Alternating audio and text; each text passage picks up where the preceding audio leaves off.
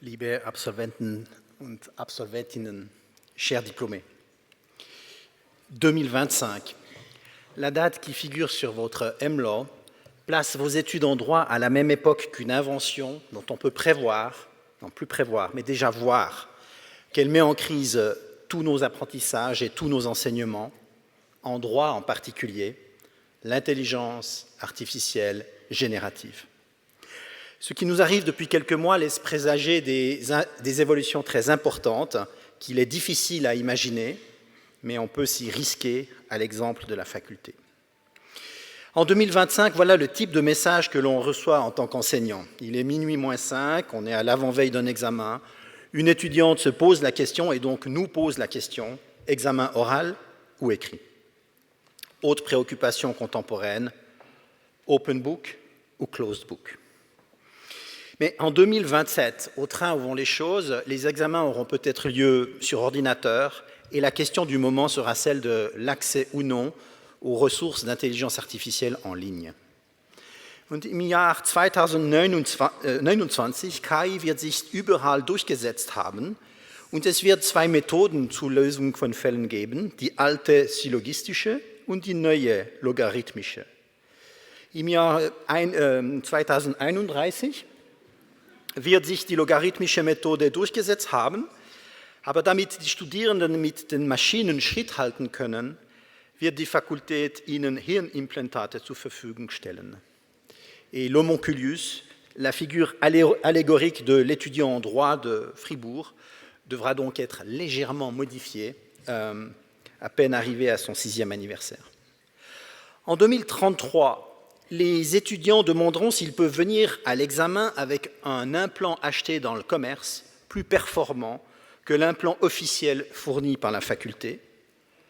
En 2035, pour assainir les finances de l'État, on aura remplacé les 36 professeurs de la faculté par un seul chatbot, à moins qu'on ait jugé préférable de remplacer tous les étudiants par une IA plus performante. Et en 2037, on aura résolu les problèmes de la faillibilité des étudiantes et de la cherté des professeurs en remplaçant les uns comme les autres, et on pourra même renoncer aux examens lorsqu'une fusion sera intervenue entre ces deux IA, donc elles seront d'accord entre elles. Ces quelques divagations dystopiques nous font plus ou moins rire, parce que les perspectives ouvertes par l'IA sont très incertaines et donc assez inquiétantes. En tout cas, il y a des raisons de penser que l'intelligence artificielle est un changement d'une magnitude comparable à celle de deux autres inventions qui ont bouleversé le monde en venant hybrider la pensée humaine, celle qui a permis de fixer la pensée sur un support extérieur, l'écriture, et celle qui a permis de diffuser la pensée à large échelle, l'imprimerie.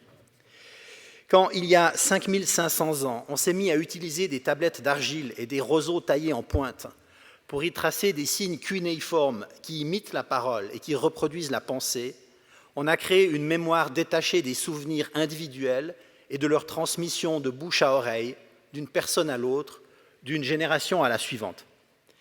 Et toute l'histoire, la géographie, l'économie, la science, l'art, la philosophie, la politique, le droit, bref, toute l'expérience humaine s'en est trouvée bouleversée. Et les bouleversements furent à peine moins grands il y a 550 ans, quand on s'est mis à presser du papier sur des caractères métalliques mobiles, composés en mots inversés et enduits d'une encre visqueuse pour qu'ils y laissent leurs traces, leurs traces, leurs traces. L'imprimerie a aussi secoué toutes les institutions sociales, divisé certaines, renversé d'autres. Le projet spirituel de la réforme protestante, c'était les Écritures seules. Le programme intellectuel de la modernité, le préalable historique de la démocratie, ce fut « ose savoir ». Or, dans les deux cas, pour n'en citer que deux, cela veut dire « pense par toi-même », ce qui suppose « lis par toi-même », ce qui présuppose l'accès individuel au texte, à la lecture, à leur critique, ce que permit l'imprimerie. Que dire alors d'une invention qui, depuis 5 ans, prétend carrément reproduire le processus de la pensée humaine grâce cette fois à des signes binaires incrustés dans des terres rares? Que dire d'une invention dont les concepteurs ne nous disent plus « pense par toi-même », mais pense à l'aide de machines, Laisse tout ou partie de ta pensée à des machines, laisse-toi penser par des machines.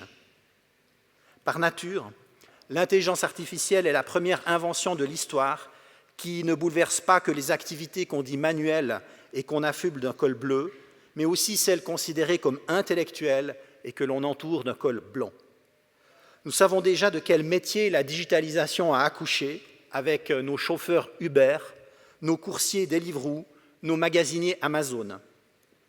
Or, nous devons désormais nous attendre à ce que la digitalisation transforme des métiers jusque-là peu concernés par l'automatisation, journalistes, médecins, conseillers financiers, juristes, juges, Avocate. Die Berufe des Rechts werden sicherlich in naher Zukunft von KI betroffen sein. Die Entwicklung ist übrigens bereits im Gange.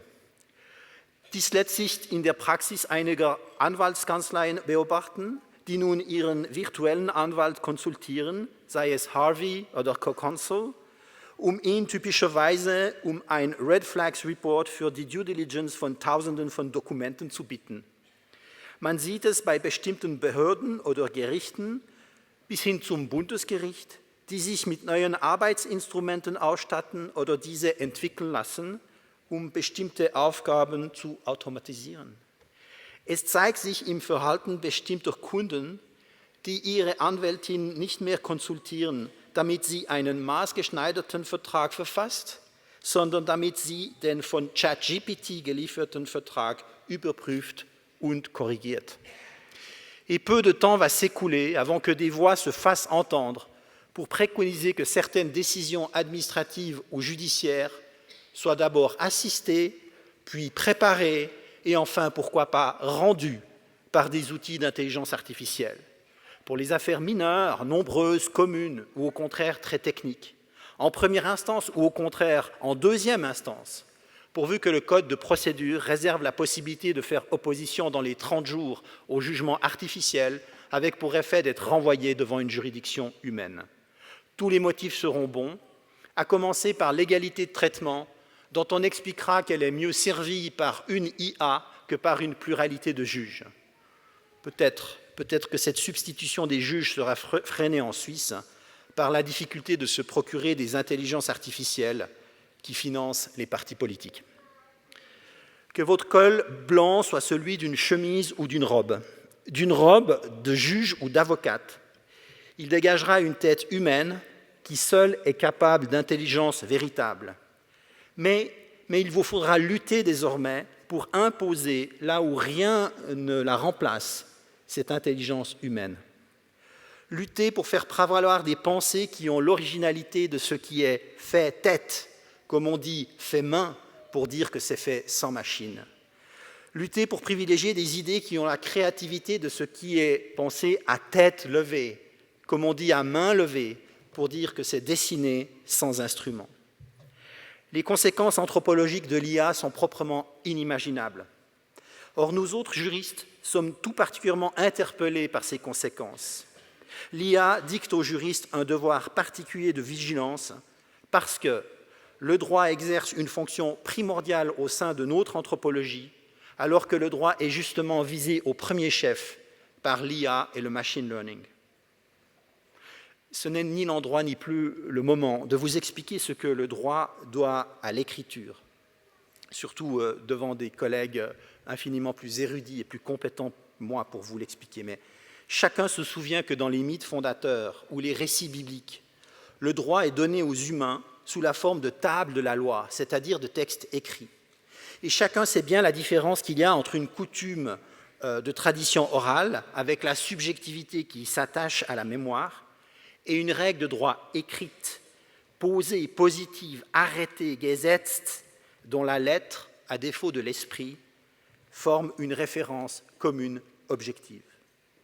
Si tous vos cours, à commencer de la première heure, ont distingué entre les sources de droit écrit et non écrit, à la manière de l'article 1 du Code civil, c'est bien parce que la notion même de droit n'est pas la même selon que celui-ci est écrit ou récité. Or, si le sens du mot droit dépend de la manière dont il est formulé, ce sens est destiné à changer si le droit prend à l'avenir la forme de réponses formulées à des prompts. En 1999, quand Lawrence Lessig d'Harvard avertissait à propos d'Internet que dans le cyberspace, code is law, le code informatique fait loi, il fallait comprendre qu'un nouveau droit s'appliquait désormais, non pas seulement quant au contenu et à la forme, mais quant à la notion ou à la normativité elle-même.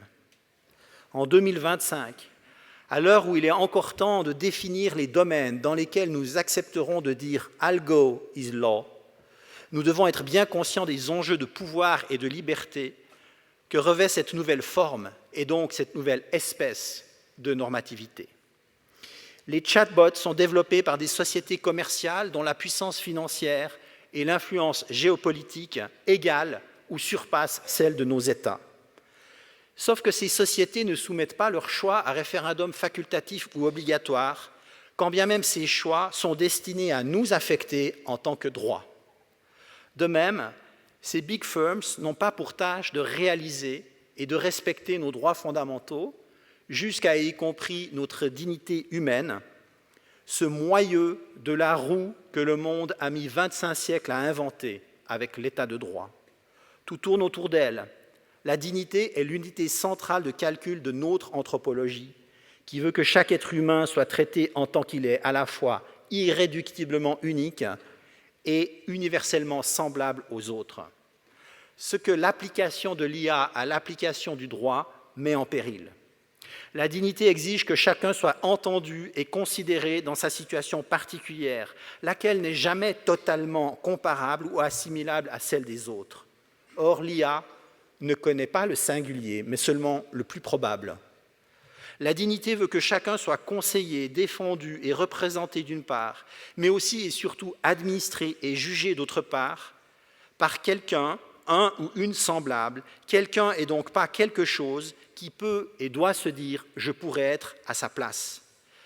Par une personne qui, pouvant être à la place de la personne qu'elle juge au nom du droit, peut respecter l'exigence de base de l'agence morale, que ce soit par idéal ou par calcul, ne fais pas à autrui ce que tu ne veux pas qu'on te fasse. Mais l'IA n'a pas d'autrui. Angesichts der bevorstehenden Entwicklungen durch KI steht die Fakultät vor einer enormen Aufgabe. Und ich spreche nicht von der Reform der schriftlichen Arbeiten, die wir gerade abgeschlossen haben. Ich spreche auch nicht davon, was im Zusammenhang mit KI zu tun ist, wie seit der Erfindung des Schreibens oder des Buchdrucks, zu definieren, was man auswendig wissen muss und wie man mit dem Wissen aus Büchern umgeht.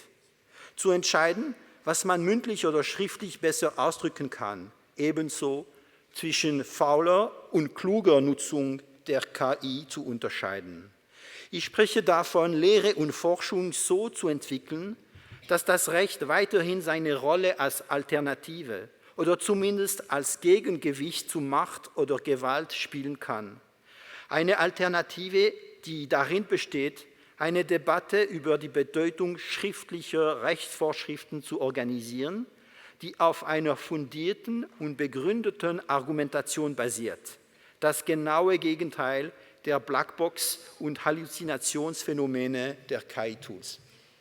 Quant à vous, Emlo, réjouissez-vous d'être diplômé en 2025 et d'avoir ainsi appris et acquis à l'ancienne tout ce qui vous sera nécessaire à assurer le Human Oversight de l'IA, pour parler comme l'article 14 du EU AI Act. Faites que votre diplôme mérite son nom. Diplôme vient du grec diploma, diplous en grec, ça veut dire double. Et donc un diploma, c'est une feuille ou une tablette à double. Pourquoi cette forme double? Pourquoi ce nom double? Parce que votre faculté va archiver dans ses dossiers votre diplôme, votre double. Ainsi, quand une université étrangère ou une employeuse méfiante doutera de votre titre, elle s'adressera à nous et nous serons en mesure de confirmer que vous avez obtenu votre master. Un diplôme fonctionne donc comme un symbole, un symbolon, c'est-à-dire historiquement un tesson de poterie que l'on cassait en deux pour en confier chaque morceau à deux personnes unies par un lien, un contrat, une promesse. Et en replaçant les morceaux côte à côte, ces deux personnes pouvaient se reconnaître, s'identifier, s'authentifier, en vérifiant que les lignes de brisure se correspondaient. Et la poignée de main que vous avez tout à l'heure unie puis rompue avec votre professeur est le symbole de ce symbole qui est votre diplôme. La forme figurée d'une pièce de terre cuite que l'on casse, vous et nous, aujourd'hui, paradoxalement pour créer un lien. Un lien qui relève de la reconnaissance, de la ressemblance, de la reproduction, de la duplication. Mais juriste diplômé en 2025, juriste né à l'aube de l'IA, vous ne serez plus notre double dans le monde qui vient. Sie werden in Zukunft nicht mehr unsere Doppelgänger sein. Mais pour que votre diplôme mérite son nom, pour que l'humain reste l'humain, le monde monde, faites que le droit reste le droit, celui que nous avons reçu et que nous vous avons transmis. Merci de votre attention.